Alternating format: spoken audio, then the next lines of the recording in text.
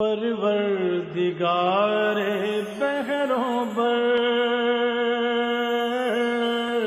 پروردگار بحروں بر۔ اعوذ باللہ من الشیطان الرجیم، بسم اللہ الرحمن الرحیم۔ ان اللہ وملائکتہ یصلون علی النبی یا ایہا الذین آمنوا صلوا علیہ وسلموا تسلیما۔ اللہم صل علی سیدنا و نبینا و شفیعنا و مولانا محمد وعلی آل محمد وبارک وسلم۔ محترم خواتین و حضرات، السلام علیکم۔ پیام صبح کے ساتھ ایک بار پھر حاضر میں ہوں آپ کا میزبان انیق احمد۔ خواتین و حضرات، جمعہ اور ہفتہ 2 دن سوال و جواب کے لیے ہوتے ہیں۔ آج سوال و جواب کا پروگرام ہے اور ہمارے ملک کے ایک جید مفتی صاحب کے ساتھ انشاءاللہ ہم گفتگو کا شرف حاصل کریں گے، سوالات رکھیں گے جو آپ کی جانب سے آئے ہیں اور کچھ سوالات ہم بھی اٹھائیں گے۔ مقصد ان 2 دنوں کے پروگرامز کا کیا ہے کہ ہمارے ذہنوں میں اور خاص طور پر ہمارے جو نوجوان ہیں ان کے ذہنوں میں کوئی کنفیوژن، کوئی ابہام نہ رہے دینی مسائل کے تعلق سے۔ ہمارا دین مکمل ہے، ہمارے دین کے پاس ہر مسئلے کا حل موجود ہے، بس ضرورت ایک بات کی ہوتی ہے جو کہ قرآن فرما رہا ہے کہ فَاسْأَلُوا أَهْلَ الذِّكْرِ إِن كُنتُمْ لَا تَعْلَمُونَ، سوال کرو اہل ذکر سے اگر تم نہیں جانتے۔ تو ایک اہل ذکر کو ہم مدعو کرتے ہیں، وہ تشریف لاتے ہیں اور ہمارے سوالات کے جوابات قرآن و سنت کی روشنی میں عطا فرماتے ہیں۔ آج کے ہمارے معزز مہمان محترم مفتی احمد عفنان صاحب۔ مفتی صاحب کی خاص بات، آپ اور ہم جانتے ہیں کہ آپ پاکستان میں آپ نے پڑھا، پاکستان کے باہر پڑھا، آپ کا LLM انگلینڈ سے ہوا، اسلامک لاء میں، جورسپروڈنس میں، اللہ اکبر ایک ویژن آپ کا، اور آج کے جو نئے مسائل ہیں ان کو بھی آپ خوب جانتے ہیں اور ان کا حل آپ عطا فرماتے ہیں قرآن و سنت کی روشنی میں۔ خواتین و حضرات، مفتی احمد عفنان صاحب کو خوش آمدید کہتے ہوئے پروگرام کا آغاز اللہ تعالیٰ کے بابرکت نام سے سورہ فاطر اور آیات 5 اور 6۔ اعوذ باللہ من الشیطان الرجیم، بسم اللہ الرحمن الرحیم۔ یا ایہا الناس ان وعد اللہ حق فلا تغرنکم الحیاة الدنیا ولا یغرنکم باللہ الغرور، ان الشیطان لکم عدو فاتخذوه عدوا، انما يدعو حزبه ليكونوا من اصحاب السعير۔ صدق اللہ العظیم۔ لوگو، اللہ کا وعدہ یقیناً برحق ہے، لہٰذا دنیا کی زندگی تمہیں دھوکے میں نہ ڈالے اور نہ وہ بڑا دھوکے باز تمہیں اللہ کے بارے میں دھوکہ دینے پائے۔ در حقیقت شیطان تمہارا دشمن ہے، اس لیے تم بھی اسے اپنا دشمن ہی سمجھو۔ وہ تو اپنے پیروں کو اپنی راہ پر اس لیے بلا رہا ہے کہ وہ دوزخیوں میں شامل ہو جائیں۔ محترم مفتی احمد عفنان صاحب کی خدمت میں آج کے پروگرام کے حوالے سے پہلا سوال اشفاق صاحب کا۔ میں نے اپنی بیوی کو کئی بار طلاق کی دھمکی دی لیکن طلاق نہیں دی، اس بارے میں وضاحت فرما دیں، اس سے طلاق تو نہیں ہو جاتی؟ بسم اللہ الرحمن الرحیم، والصلاة والسلام علی نبینا محمد وعلی صحبہ اجمعین، اما بعد۔ دیکھیں، مسئلے کا جواب اور پھر اس پہ میں کچھ اور ایک تھوڑی سی بات عرض کروں گا. ٹھیک. ایک بڑا اہم مسئلہ ہمارے ملک کے یا امت اسلامیہ کے اس وقت جو مسائل ہیں، طلاق ایک بہت بڑا مسئلہ ہمارے لیے بنا ہوا جی ہے. ہاں. اور اس میں بے اعتدالیاں اور طلاق کو استعمال کرنا سنت اور شریعت کے طریقے سے ہٹ کر ایک بڑا ہی بڑا مسئلہ ہے. تو پہلے تو مسئلہ سن لیں کہ طلاق کی دھمکی دینے سے طلاق نہیں ہوتی. مثلا کوئی یہ کہے کہ میں تمہیں طلاق دے دوں گا، تو میں چھوڑ دوں گا، کر دوں گا، اس سے نہیں ہوتی. کیونکہ طلاق میں انشاء کا صیغہ ضروری ہے کہ میں نے دے دی، میں دے دیتا ہوں، ہو گئی، یہ اس سے ہوتی ہے. مستقبل میں کرنے سے طلاق نہیں ہوتی. یہ تو اصولی بات ہو گئی. ٹھیک.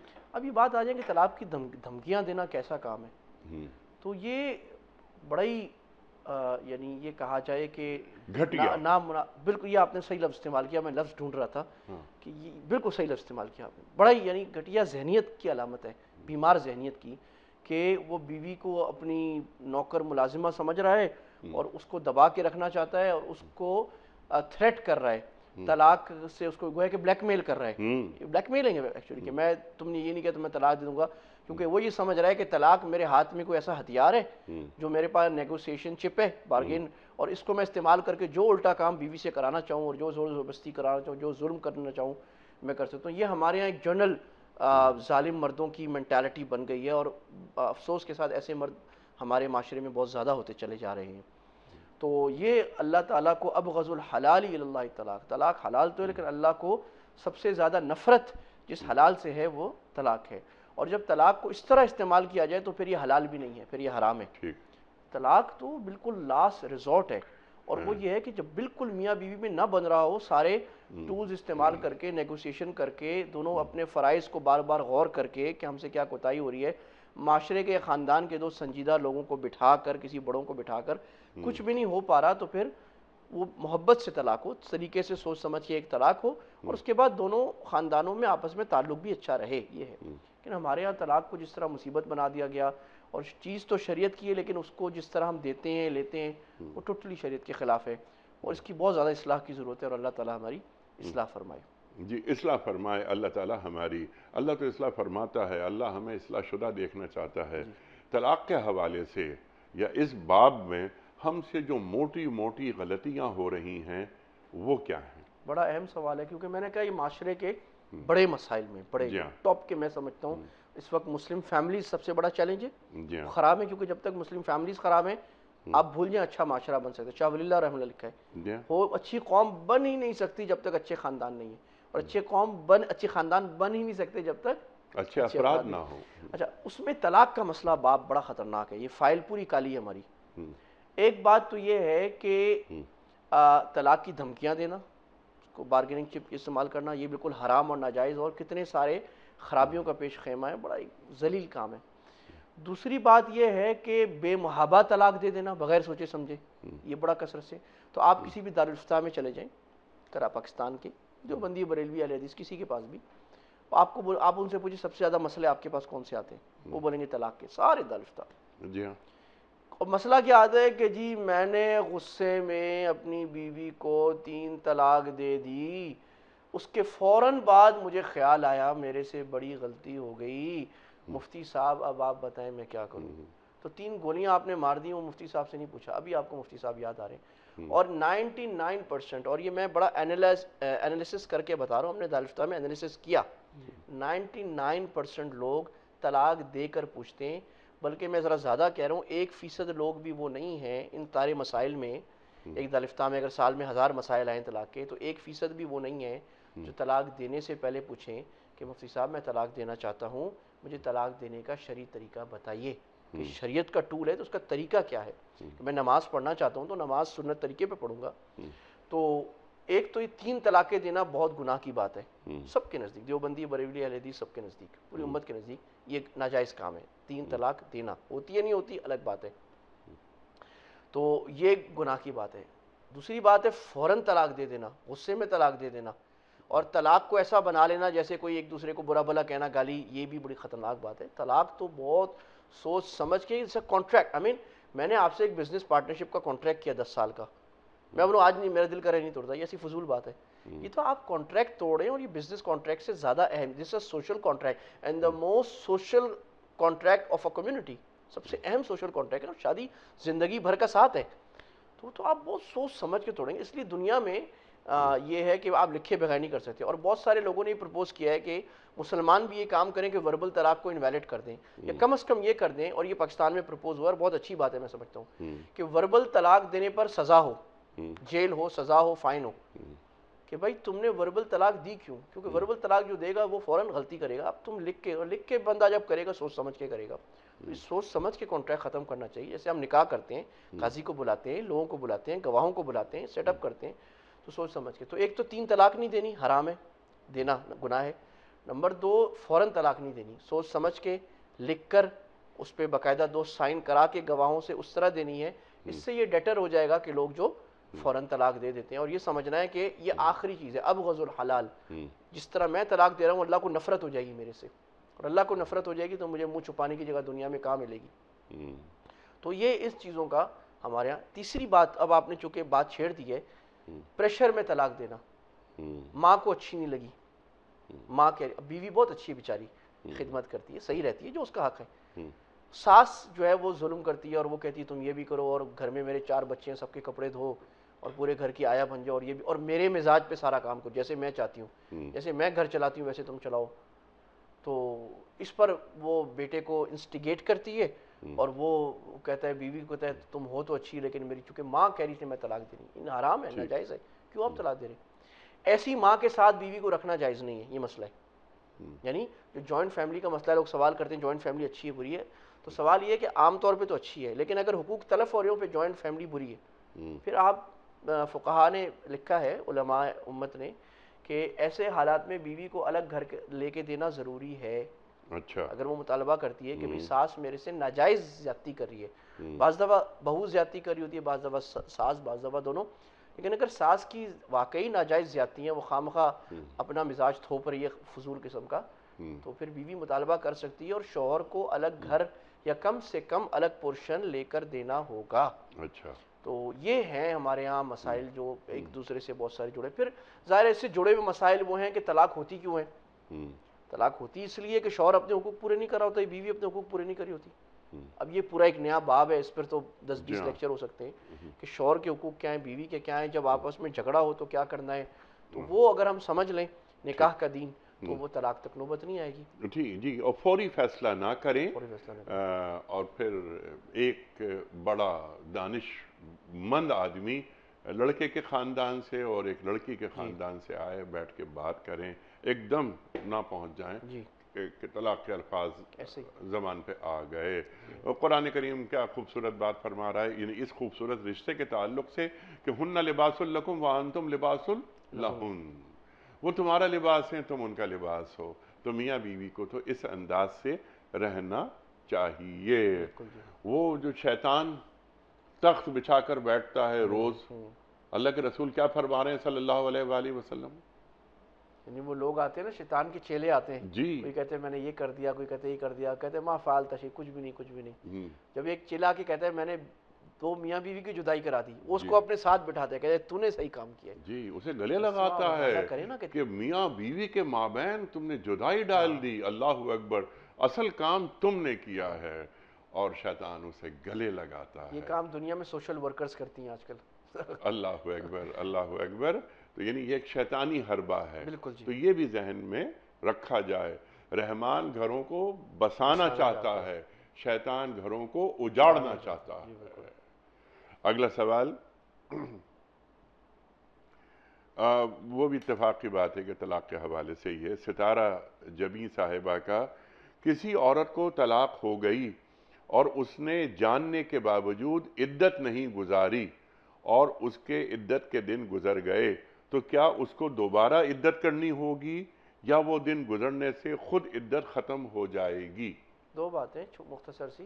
پہلی بات تو جو عدت نہیں گزاری تو گناہ کا کام کیا، کیونکہ جی یہ قرآن کا حکم ہے، والمطلقات یتربصن بانفسہن ثلاثۃ قروء. تو قرآن جب کوئی حکم کہے تو وہ سب سے اہم والا فرض ہوتا ہے. تو یہ فرض چھوڑا، انہوں نے گناہ کیا. دوسری بات یہ کہ دوبارہ نہیں گزارنی ہوگی. وہ ٹائم پیریڈ گزر گیا، اس پہ توبہ کرے، استغفار کرے، صدقہ کرے، دوبارہ نہیں گزارنی. دوبارہ نہیں گزارنی ہے. اللہ اکبر. یعنی قرآن کا جو حکم ہے جی کہ 3 مہینے کی جو عدت ہے اس کو گزارنا ہے. 3 مہینے یا 4 مہینے 10 دن، طلاق کی 3 مہینے اور یا وفات کی 4 اگر مہینے. بیوہ ہے جی جی تو پھر وہ، لیکن یہ ہے نا کسی عورت کو طلاق ہو گئی تو یہاں طلاق کا معاملہ ہے. جی طلاق تو پھر یہ 3 مہینے. یعنی 3 ایام گویا کہ. جی ہاں.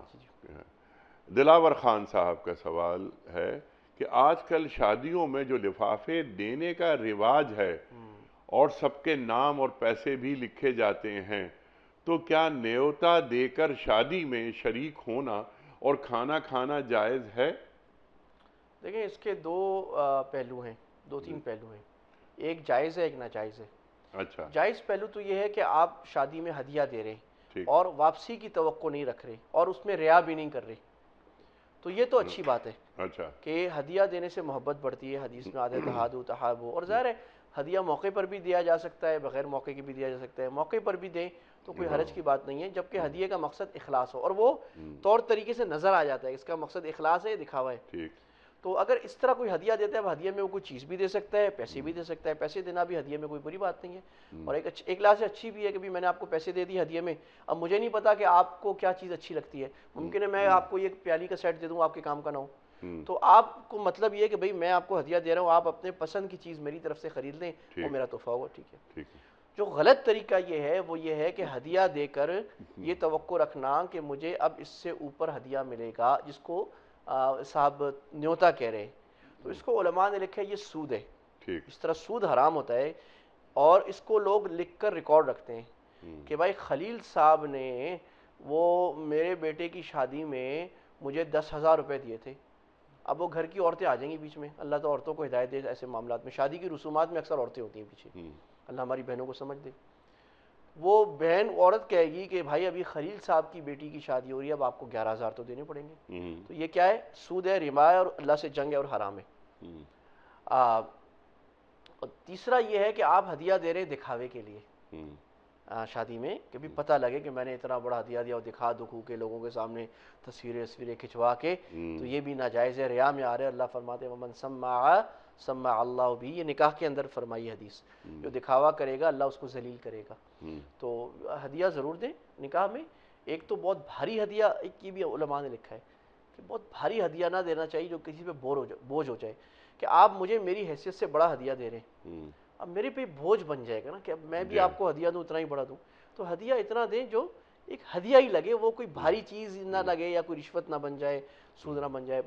ان قیود سے اگر ہدیہ دیں گے بالکل دینا چاہیے، زیادہ دینا چاہیے، تو یہ محبت کی علامت ہوگی انشاءاللہ. سبحان اللہ، سبحان اللہ.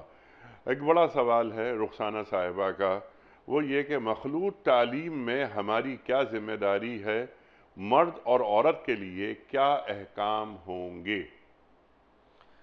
بڑا اہم سوال، اسی طرح معاشرے کا بڑا سوال، اور جن چیزوں سے بڑی خرابی ہوتی ہے، بلکہ میں یہ کہوں کہ مغربی تہذیب کے جو گندے اثرات ہیں، برے اثرات، جو ہمارے لوگ زیادہ لینے کے چکر میں ہوتے ہیں، کہ مغربی تہذیب کی بری چیزیں لینے کے چکر میں ہوتے ہیں، اچھی چیزیں چھوڑنے کے چکر. جی. اس میں ایک کور ویلیو جو ہے وہ آج کل عورتوں سے جڑی ہے، وومن رائٹس، اور بڑا ایشو جو مغربی تہذیب کے مقابلے میں آتا ہے وہ فیمنسٹ یا ڈیلنگ وتھ وومن، کیا ہوگا ہمارا عورتوں کے بارے میں پالیسی کیا ہوگی. اس میں مخلوط تعلیم ایک بڑا اسپیسیفک. تو پہلے تو آپ شریعت کا مزاج سمجھیں کہ شریعت مرد کو مرد اور عورت کو عورت سمجھتی ہے.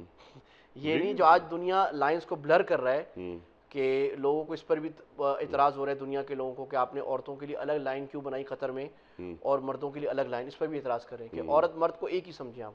تو جب اللہ سبحانہ و تعالیٰ نے عورت مرد کو الگ بنایا ہے، ان کی ذہنی ساخت میں ہزاروں چیزیں ایک دوسرے سے جدا ہیں، اور اسلام کا نظریہ سب سے عقل کے مطابق ہے، سائنس کے بھی مطابق ہے، کہ جب دونوں کی مزاج اور دونوں کے طریقے بھی ایک دوسرے سے مختلف ہیں تو دونوں کے کام بھی مختلف ہونے چاہیے. جب آپ کا اسکل سیٹ مختلف ہے اور میرا اسکل سیٹ دونوں مختلف ہے، تو یہ کیا تک بنتا ہے کہ ہم دونوں کو ڈرائیور لگا دیا جائے؟ یہ تک بنتا نا. آپ کو سمجھدار آدمی وہ ہوگا جو انیس صاحب کو وہ کام دے جو آپ کو آتا ہے، اور مجھے وہ کام دے جو مجھے آتا ہے. تو اللہ اور صانع اور خالق نے عورت کو ایک ڈیفرنٹ اسکل سیٹ سے پیدا کیا ہے، بالکل ہی ڈیفرنٹ، اور مرد کو بالکل ڈیفرنٹ اسکل سیٹ سے. بعض اسکلز دونوں کی ایک جیسی ہیں، لیکن بہت ساری اسکلز دونوں کی ڈیفرنٹ ہے. تو عقل کا تقاضا بھی ہے کہ دونوں کو ڈیفرنٹ ڈیوٹیز دی جائیں، تو اللہ نے دونوں کو ڈیوٹیز دی ہیں. اچھا، اسی طرح اللہ تعالیٰ نے میاں مرد اور عورت کے اندر ایک آپس کی تعلق رکھا ہے کہ دونوں کو ایک دوسرے کی طرف میلان ہوتا ہے، اور اس کے اللہ تعالیٰ نے ضابطے بنائے ہیں، اور ضابطے میں پردہ یہ بنیادی ضابطہ ہے، ایک دوسرے کو الگ ہونا۔ چنانچہ اللہ کے نبی صلی اللہ علیہ وسلم فرما رہے ہیں لا یخلون رجل بامرأۃ، اور آپ تاکید دیکھیں، اور اس صیغے سے مجھے بہت کم حدیثیں ملی ہیں، ہرگز ہرگز مرد عورت کے ساتھ خلوت میں نہ بیٹھے، ایک دفعہ بھی ہرگز نہیں ہے، اس کا ترجمہ ہے ہرگز ہرگز عورت مرد کے ساتھ خلوت میں نہ بیٹھے۔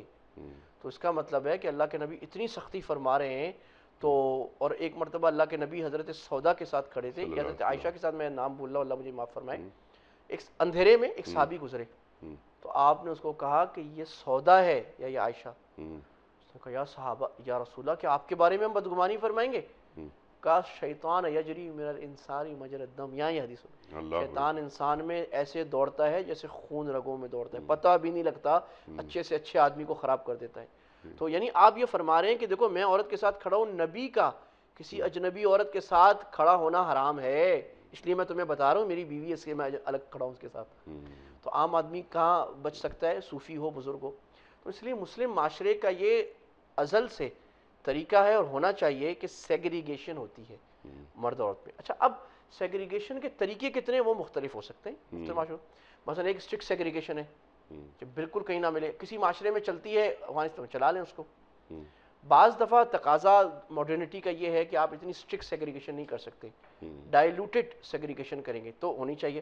مثلا آپ نے یونیورسٹی میں سیگریگیشن کر لی کہ لڑکے لڑکیاں ایک درسگاہ میں بیٹھ رہے ہیں، بیچ میں پارٹیشن لگا ہوا ہے، یا لڑکیاں اوپر بیٹھ رہی ہیں لڑکے نیچے بیٹھ رہے ہیں، لڑکے لڑکیوں کے پبلک پلیسز آپ نے الگ کر لیے ہیں، اتنی سیگریگیشن میں سمجھتا ہوں یہ منیمم ہے، یہ ہونی چاہیے۔ اور آئیڈیل سیگریگیشن یہ کہ لڑکے لڑکیاں کلاس میں الگ ہوں، اور ایک سیگریگیشن یعنی کہ لڑکیوں کی یونیورسٹی الگ ہو لڑکوں کی الگ ہو، یہ بھی آئیڈیل ہے، لیکن یہ نہیں ہو سکتا جب تک تو کم سے کم اتنی ہو کہ لڑکیاں کلاس میں الگ ہوں بالکل، اور پارٹیشن بھی ہونا چاہیے بیچ میں، اور لڑکے الگ ہوں، اور پبلک ایریاز دونوں کے الگ ہوں، یعنی ان کے ملنے کے راستے وہ بہت کم ہوں۔ مسجد میں دیکھیں نا جی، اللہ کے نبی صلی اللہ علیہ وسلم کے زمانے میں خواتین مسجد میں آتی تھیں، اب یہ سیگریگیشن حدیث سے ثابت ہوئی ہے، کہاں ثابت حدیث سے؟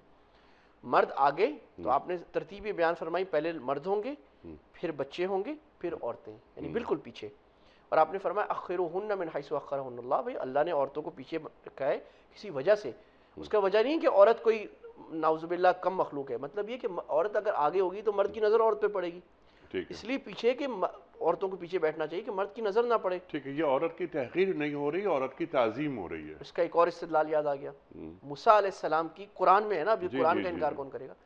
اللہ فرما رہے ہیں کہ جب نبی، یعنی غالب روایتیں شعیب علیہ السلام کی بیٹیوں کی انہوں نے کنویں پہ مدد کی، اب وہ ایک لڑکی موسیٰ علیہ السلام کو بلانے آئی کہ آپ نے اتنی ہماری خدمت کی، فجا، تو اللہ فرما رہے ہیں کہ فجا احداہما تمشی علی استحیاء، حیا کے ساتھ چلتی، کیا اشارہ، یہ کہنے کی کیا ضرورت تھی؟ قرآن کا لفظ تو بڑا مقصد ہے نا، اللہ کہہ سکتے تھے وہ لڑکی آئی موسیٰ علیہ السلام کو بلا کے لے گئی، اللہ کہتے حیا کے ساتھ آئی، یعنی ادا بھی حیا کی، پردہ بھی حیا کا، چلنا بھی حیا کا، یہ عورت ہے۔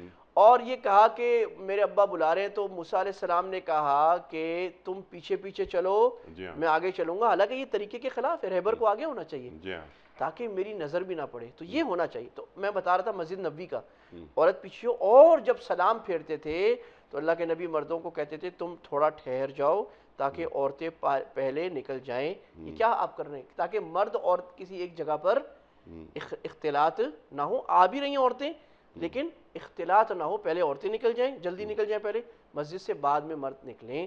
تو یہ اسلامی مزاج ہے، اس کا مذاق نہیں اڑانا چاہیے، یہ نہیں کہنا چاہیے کہ یہ تو دقیانوسی طریقہ ہے وغیرہ طریقہ ہے۔ حضرت یو کے میں ریسرچ ہوئی ہے، اب میں آپ کو، ہمارے لوگ جو ہے نا وہ جب مغرب گوروں کی بات آئے تو فوراً ڈھیر ہو جاتے ہیں، دین کی جتنی باتیں سناؤ نا کوئی عقل نہیں آتی، تو چلو گوروں کی ریسرچ سن لیں۔ امریکہ میں ریسرچ ہوئی ہے، یو کے میں ریسرچ ہوئی ہے، ان کی ریسرچ بڑی اسٹرانگ ہوتی ہے، وہ پورا اسپیسیمن لیتے ہیں 1000 لوگوں کا ان کا، کہ جو اونلی بوائز اسکول ہیں وہاں پر پرفارمنس زیادہ اچھی ہے لڑکوں کی اسکولز میں، اور جو مخلوط اسکول ہیں وہاں پرفارمنس نسبتاً کم ہے۔ تو یہ بھی ہے کہ جب وہ فوکسڈ ہوگا تو اس کی پرفارمنس بھی، اور اللہ تو پہلے ہی ہمیں بتا رہے ہیں وہ زیادہ پڑھائی پر توجہ کرے گا، کچھ اور چیزوں پہ توجہ نہیں کرے گا جو ہمارے نوجوانوں کو فلمیں دیکھ کر ہو رہی ہوتی ہے۔ جی ہاں بالکل، اور اسی طرح یہ جو ہماری لڑکیاں ہیں جو اگر صرف گرلز ہوں اس کلاس میں، تو وہ زیادہ مطمئن ہو کر نہیں ہوں گی، ٹریک کر سکتی ہیں. لڑکوں کے سامنے پردہ دار لڑکی کو بولنے میں حیا آتی ہے بار بار. جی ہاں، اور یہ چیزیں ایک مرد میں یا عورت کے اندر ان بلٹ ہوتی ہیں کہ اسے معلوم ہے کہ حیا، جیسے آپ نے بات فرمائی کہ اچھا، اس کا یہ مطلب بالکل نہیں ہے کہ ہم عورتوں کی تعلیم کے خلاف ہیں. ہم چاہتے ہیں عورتوں کی بھی یونیورسٹیز ہونی چاہیے، بالکل پوری تعلیم ہونی چاہیے. عورت کی تعلیم بہت ضروری ہے، لیکن سیگریگیٹڈ ہو اور بہتر ہے الگ ہو. سبحان اللہ، سبحان اللہ، سبحان اللہ. اور آپ دیکھیے مفتی صاحب، آپ نے جو بات فرمائی نا، شیخ علیہ السلام کی بیٹیاں، اب وہ گھر پہنچتے ہیں، موسیٰ علیہ السلام گفتگو ہو رہی ہے اور شیخ علیہ السلام مشورہ لے رہے ہیں بیٹیوں سے کہ ہم انہیں اپنے گھر میں رکھ لیتے ہیں، یعنی کہ ملازمت دے دیتے ہیں. تو بیٹیاں، ایک تو یہ کہ بیٹی، اب وہی تکریم ہو رہی ہے، بیٹیاں ہیں، خواتین ہیں، مشورہ لیا جا رہا ہے، ہاں انہیں رکھ لیں ابا، آپ ان کو مشورہ کیسا کمال کا دیا، دو جی کوالٹیز بیان کی آدمی جی، کی. قوی اور امین، کہ قوی اور امین، کہ ہاں انہیں رکھ لیں، یہ قوی بھی ہے اور امین بھی ہے. اچھا، تھوڑی سی ملاقات ہے، قوی نظر آتا ہے ایک آدمی کہ وہ ایک بڑا زبردست اس کی بلڈ ہے کہ یہ بہت ہی قوی آدمی ہے. امین کیسے یہ بات ان کے ذہن میں آئی ان لڑکیوں کے؟ وہی آنکھوں کی امانت کہ تم میرے پیچھے چلو، میں آگے چلوں گا.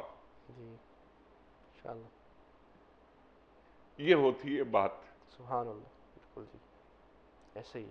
بڑا زبردست نقطہ، اہم نقطہ بیان فرمایا آپ نے.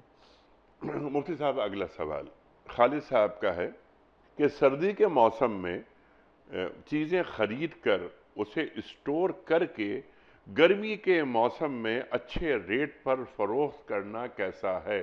کیا دین اجازت دیتا ہے؟ بسم اللہ الرحمن الرحیم.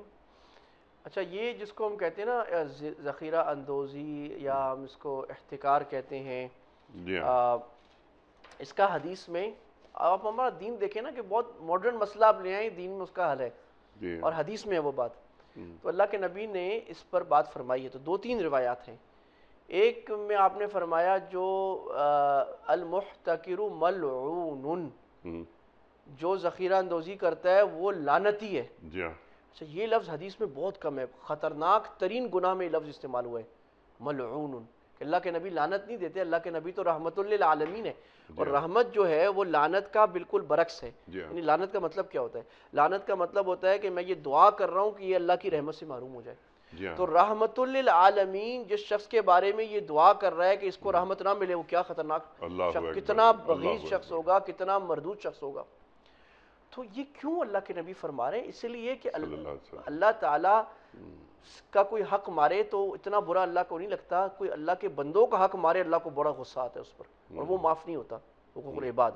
تو جو احتکار کر رہا ہے وہ اصل میں کسی ایک دو آدمیوں کو حق نہیں مار رہا، وہ پوری قوم کا حق مار رہا ہے، پوری قوم کو نقصان پہنچا رہا ہے. کیونکہ جب وہ احتکار کرے گا اور ریٹس مہنگے ہوں گے، گھی کے، چاول کے، آٹے کے، کسی کے بھی، تو وہ 10 کروڑ 20 کروڑ لوگ متاثر ہوں گے اس سے. تو یہ کتنا ظالم آدمی ہے جو 20 کروڑ لوگوں کی روزی مار رہا ہے، ان کو ظلم کر رہا ہے، ان کو مہنگے ریٹ میں مجبور کر رہا ہے، پورے معاشرے کا یعنی اجتماعی گناہ کر رہا ہے. اچھا، اس میں تھوڑی سی تفصیل یہ ہے کہ امام شافعی رحمہ اللہ وغیرہ کے نزدیک اور دیگر ائمہ کے نزدیک تو یہ اس وقت منع ہے، مطلق منع ہے، کسی بھی چیز کی ذخیرہ اندوزی، کسی بھی کموڈٹی کی منع ہے. امام ابو حنیفہ اور احناف ایک بڑی سمجھداری کی اس پر وہ کرتے ہیں. امام مالک فرماتے ہیں اجناس میں منع ہے، کھانے پینے کی چیزوں. یہ بڑی کمال کی بات ہے، کھانے پینے کی چیزیں ہر وقت کی نیڈ کی چیز ہوتی ہے. امام ابو حنیفہ اس میں ایک اور بڑی زبردست بات کرتے ہیں. اس سے پتہ لگتا ہے کہ امام ابو حنیفہ کا جو فقہ ہے وہ کتنا عقل اور نقل کو ملا کر چلتا ہے، دونوں کو، معاشرے کو سمجھ کر اور حدیث کو اس پہ تطبیق کرنا. وہ یہ فرماتے ہیں کہ جس احتکار سے معاشرے کو فائدہ ہو رہا ہو یا ریٹس بڑھ رہے ہوں وہ تو ممنوع ہے. اور جس ذخیرہ اندوزی سے ایسا کچھ مارکیٹ میں ٹرموائل نہ آ رہا ہو، جیسے آپ نے ڈالر، عام حالات میں کسی نے پاؤنڈ لے کے ڈالر لے کے رکھ دیے، ابھی کوئی مسئلہ ریسیشن نہیں ہے، تو وہ کہہ رہے ہیں میں مہینے بعد بیچ دوں گا، ریٹ اوپر پڑے گا، کاپر لے کے رکھ دیا آپ مہینے بعد بیچ دوں گا، یہ تو برا نہیں ہے. لیکن آٹا لے کے رکھ لیا، چینی لے کے رکھ لی، اور اس کی وجہ سے جو ہے وہ کارٹل بنا لیا شوگر ملوں نے، جو ہمارے یہاں پاکستان میں ہوتا ہے کہ ہم سارے روک لیں گے، مہینے بعد بیچیں گے، اور ریٹس کہاں راکٹ چلے گئے، یہ منع ہے. یا اسٹاک چینج والے جو کرتے ہیں کہ 5-10 بڑے بروکر جو ہیں وہ ایک سرٹن اسٹاکس کو لے کے رکھ لیتے ہیں، اس کی ڈیمانڈ کریٹ کرتے ہیں، اور جب ڈیمانڈ کریٹ ہو جاتی ہے بڑی تو اس کو بیچ دیں, وہ ساری آرٹیفیشل ڈیمانڈ ہوتی ہے. تو وہ مارکیٹ کے ریٹ کو آرٹیفیشلی بلون کرتے ہیں. جی ہاں. ٹھیک ہے, یہ حرام ہے. جی ہاں. تو اب یہ تفصیل ہو گئی کہ اس کا مطلب پاکستان میں عام طور پہ جو ذخیرہ اندوزی, جس کو ہم بھی عرف میں ذخیرہ اندوزی کہتے ہیں, وہ حرام ہے, وہ جائز نہیں ہے, کیونکہ اس سے مارکیٹ میں بہرحال ریٹ جو ہے وہ بڑھتا ہے. ہاں کہ مارکیٹ میں فرق نہ آ رہا ہو, اچھا یہ کون بتائے گا؟ یہ اکانومسٹ بتائیں گے, یہ مفتی نہیں بتائے گا, مفتی اصول بتا رہے ہیں آپ کو. اکانومسٹ بتائیں گے کہ اس قسم کی ذخیرہ اندوزی سے مارکیٹ ووٹائل ہو رہی ہے کہ نہیں ہو رہی. اگر مارکیٹ ہو رہی ہے تو وہ ناجائز ہے, اگر مارکیٹ نہیں ہو رہی تو ناجائز نہیں ہے. بالکل ٹھیک ہے. اچھا, اس کا کوئی ایک واضح اصول دین نہیں دے رہا. یہ اصول ہے نا, یہ اصول ہو گیا نا. نہیں, یہ اصول تو ہو گیا, لیکن یہ اصول پروڈکٹ ٹو پروڈکٹ ویری کر رہا ہے نا. اچھا, اب میں آگے آ جاتا ہوں. اب ہوتا کیا ہے, اسلامک فائنانس کیا کرتا ہے؟ اسلامک فائنانس یہ کرتا ہے کہ شریعہ کے جو سٹینڈرڈز ہیں اس کو اپنے ملک اپنے اس کے لحاظ سے اسپیسیفائی کر دیتا ہے. ہاں, ایک مثال دوں, مثلا شریعت میں ایک چیز آتی ہے کہ اگر کوئی کیمیکل, حرام کیمیکل ڈائلوٹ ہو جائے تو وہ حلال ہو جاتا ہے. ٹھیک. اب شریعت نے تو یہ بات کہی. آج جو کیمیکل سائنٹسٹ اور مفتی بیٹھے تو انہوں نے طے کر دیا جی 72% کہ کوئی کیمیکل, حرام کیمیکل یا حرام جز اپنی 72% پراپرٹیز کھو دے گا تو وہ کیا ہو جائے گا؟ حلال ہو جائے گا. اسی طرح اسلامک فائنانس میں اب چونکہ آج کا فائنانس بڑا کنسولیڈیٹ ہے تو انہوں نے سٹینڈرڈز وہ لکھ کر بنا دیتے ہیں کہ اس چیز میں جب یہ انڈیکیٹرز ہوں گے, فائنینشیل انڈیکیٹرز لگا کر, کہ اگر مارکیٹ یہاں سے یہاں جائے گی تو اس کو ہم کہیں گے وولٹیلٹی نہیں ہے, اور اتنی سے اتنی جائے گی تو دیٹ از وولٹیلٹی. تو اسلامک فائنانس کے جو ایکسپرٹس ہیں اسلامک فائنانس کے, جس میں مفتیان بھی ہوتے ہیں اور اسلامک اکانومسٹ بھی ہوتے ہیں, ان کے ذمے ہے کہ وہ اس کے سٹینڈرڈز بنائیں, اور بنا بھی رہے ہیں, ایسا نہیں ہے, اس کے سٹینڈرڈز بنے بھی ہوئے کافی حد تک. بالکل ٹھیک ہے. لیکن جو بات آپ نے ہمیں سمجھائی اور جو بلکہ تعلیم کی, وہ یہ کہ اگر ذخیرہ اندوزی ہو رہی ہے کھانے پینے کی اشیاء کی, یعنی وہ اکثر حرام ہوگی, وہ سراسر حرام ہے. لیکن اگر میں ڈالرز رکھ رہا ہوں, ذخیرہ کر رہا ہوں, یا میں گولڈ ذخیرہ کر رہا ہوں کہ جب پیسے اچھے ملیں گے میں بیچ دوں گا, اس کی دین اجازت دیتا ہے. اس میں بھی ریلیٹیو ہے, عام حالات میں اجازت ہے, لیکن جیسے پاکستان میں آج کل ڈالر کا ریسیشن ہے, اب اس میں اگر ہم لوگ جو ہے نا پاکستان میں بڑے لوگ مل کر وہ 10-20 ملین $1 بلین ذخیرہ اندوزی کر لیں, اس سے مارکیٹ کو فرق آئے گا اور مصیبت پڑے گی. تو اسی لیے ان حالات میں ہمارے مفتی تقی عثمانی صاحب نے فتویٰ بھی دیا تھا, ایسے حالات میں ڈالر کو آپ کو لے کے ریٹین کرنا جائز نہیں ہے جب ملک میں کسی چیز کی کمیابی ہو, ڈالر کی کمیابی. یعنی اگر یہ کہ ڈالر ہو یا سونا ہو یا کھانے پینے کی اشیاء کے علاوہ کوئی اور چیز ہو, اگر اس ذخیرہ اندوزی سے ریاست کو نقصان پہنچنے کا احتمال ہو تو وہ ذخیرہ اندوزی حرام ایسے ہی. اور اگر نہیں ہو, کاپر گولڈ وغیرہ کی میں کرتا ہوں تو جائز ہے. ہاں, اگر نارمل آدمی میں اسٹاک لے کے رکھ لیتا ہوں, اچھا بھئی جب مہنگا ہوگا میں بیچوں گا, وہ 2 مہینے بعد بھی میں بیچ سکتا ہوں, سال بعد بھی بیچ سکتا ہوں, اس میں کوئی غلط بات نہیں ہے. اس میں کوئی غلط, لیکن میں کارٹل بناتا ہوں اور پوری پروگرام کرتا ہوں اور مجھے پتہ ہے کہ ہم سب کے خریدنے سے یہ بڑھے گی, ٹھیک, تو یہ غلط کام ہے, یہ غلط بات ہے. اللہ اکبر, اللہ اکبر. اور یہاں ہمارے ملک میں کیسی عجیب بات ہے کہ جیسے چاول ہیں, جیسے چینی ہے, اس کی ذخیرہ اندوزی کر لی جاتی ہے کہ رک جاؤ ابھی, اور ایک کارٹل بنا ہوا ہے, 20 افراد یہ ریٹ طے کریں گے, رک جاؤ ابھی ان چیزوں کو روک لو, اور ہم اس پر اتنے پیسے بڑھا کر بیچ دیں گے اور اتنے ارب روپے کما لیں گے. تو یہ حرام ہے, اور یہ آگ کے ٹکڑے ہیں جو پیٹ میں جا رہے ہیں, اس کا نفع حرام ہے. جی, اس کا نفع بالکل صحیح فرمایا آپ نے, اس کا نفع حرام ہے کہ جو میں زیادہ پیسے کما رہا ہوں, حرام کما رہا ہوں, انسان کا استحصال کر رہا ہوں. یُسِرُونَ عَلَىٰ أَنفُسِهِمْ وَلَوْ كَانَ بِهِمْ خَصَاصَةٌ.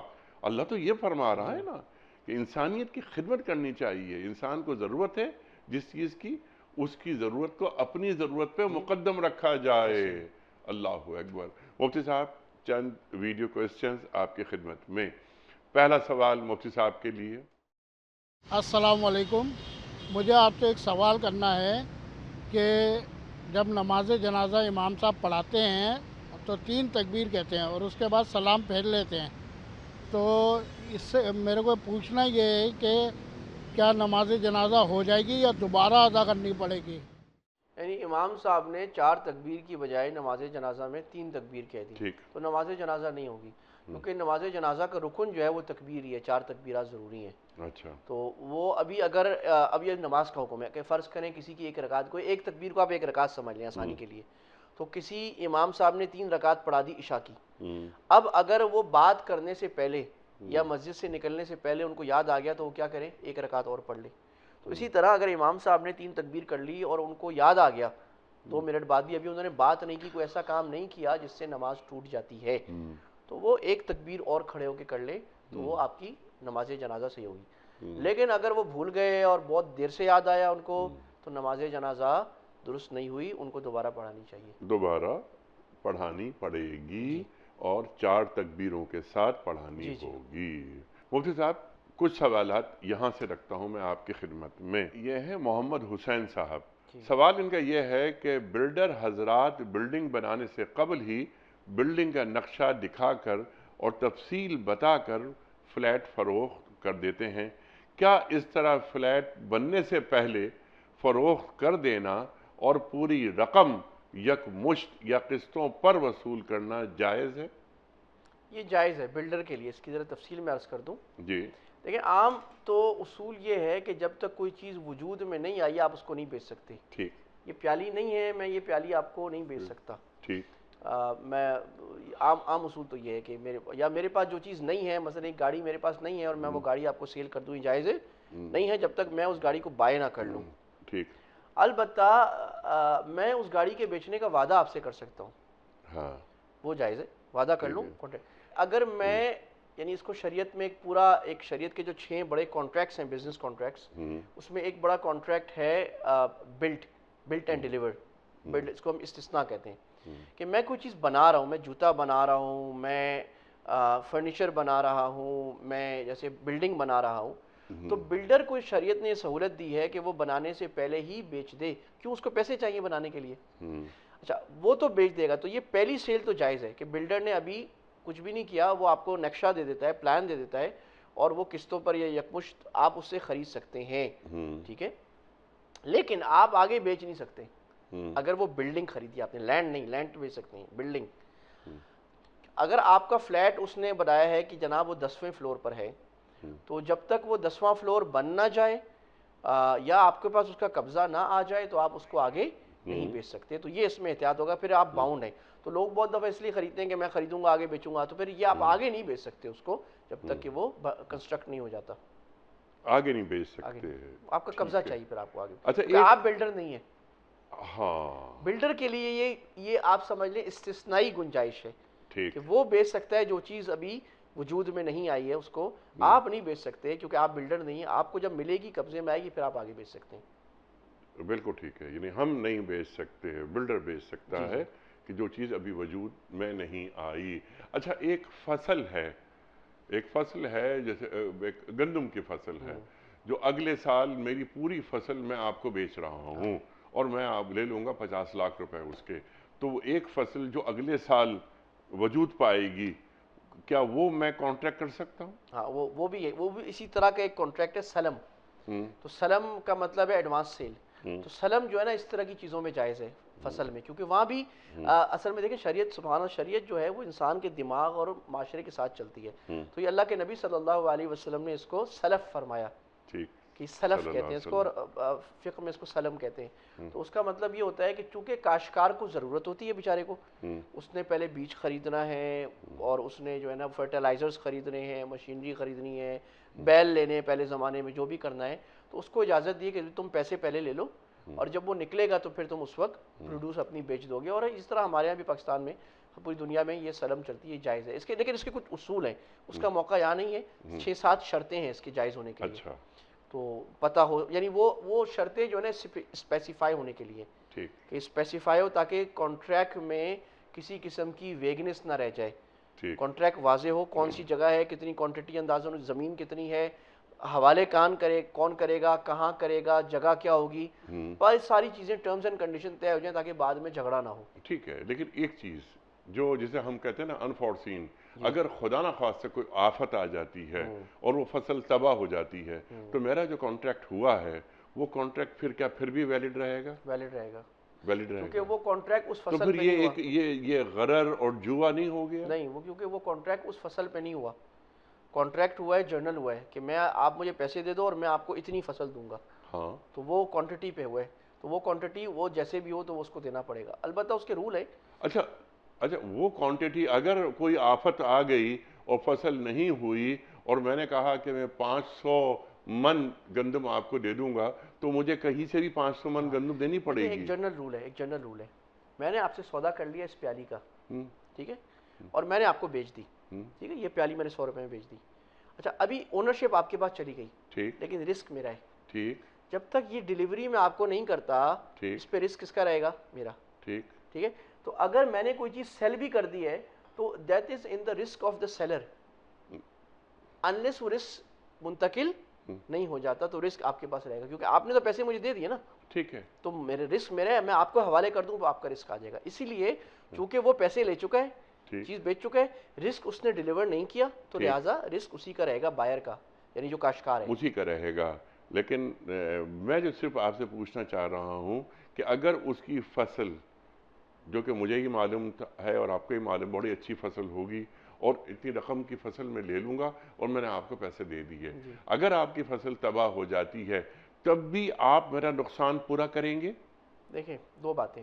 ایک بات تو ہے کہ میں آپ کا نقصان پورا کروں گا, لیکن شریعت میں اس کے اور طریقے بھی ہیں کہ بھئی اگر یہ دیکھیں کہ میں نقصان پورا ہی نہیں کر سکتا, ہاں میں دیوالیہ ہو گیا ہوں, ٹھیک تو دیوالیہ ہونے پر ایک دوسرا باب کھل جاتا ہے, جس طرح دنیا میں بھی کھلتا ہے.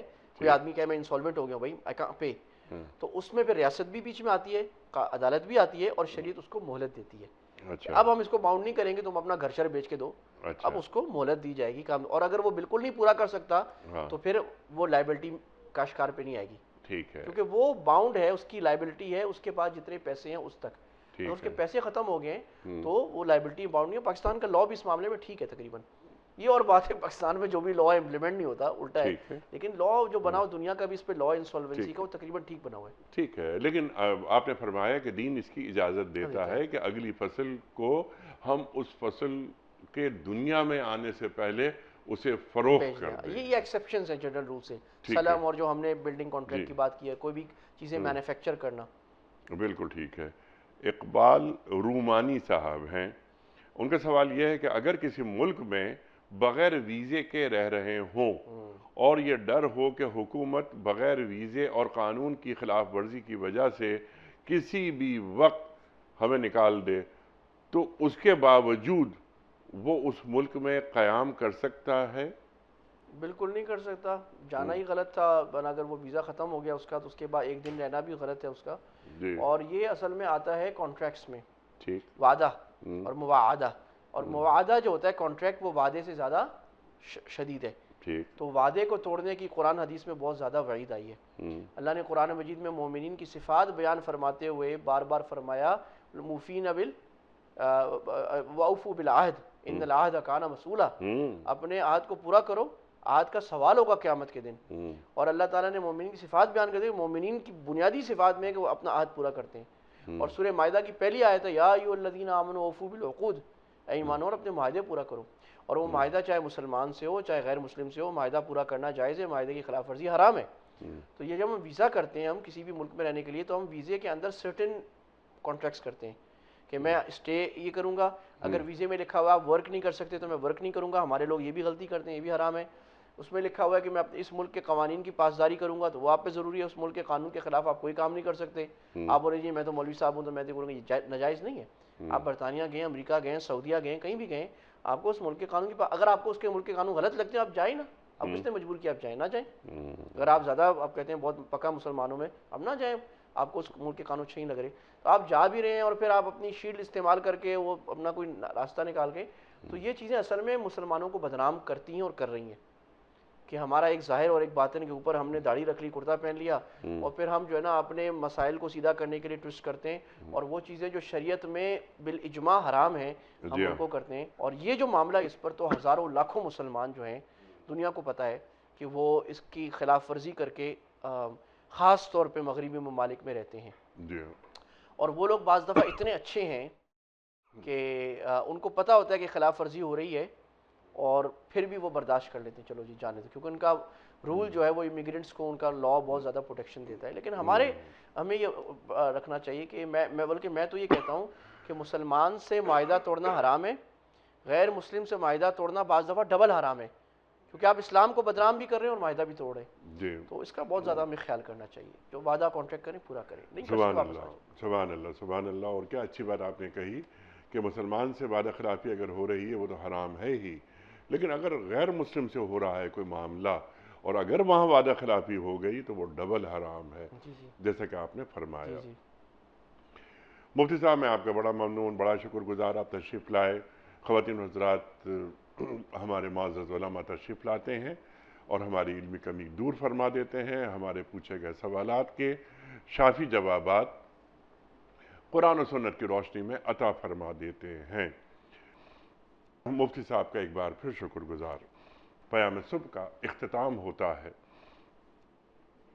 روزانہ ایک قول پر، اور وہ قول ہوتا ہے صاحب نہج البلاغہ امیر المومنین حضرت علی مرتضیٰ کرم اللہ وجہہ کا۔